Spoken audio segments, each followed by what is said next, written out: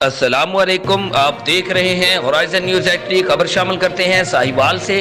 ساہیوال خواتین کے عالمی دن کے موقع پر یونیورسٹی آف ساہیوال میں خصوصی سیمینار کا انعقاد ہوا، جس میں additional registrar doctor Shafia Iftikhar, assistant professor Anjum Sehar, doctor Shaheera Amin, doctor Natasha, doctor Alia اور ڈاکٹر مہر النساء کے علاوہ یونیورسٹی کی خواتین، اساتذہ اور طالبات نے بڑی تعداد میں شرکت کی۔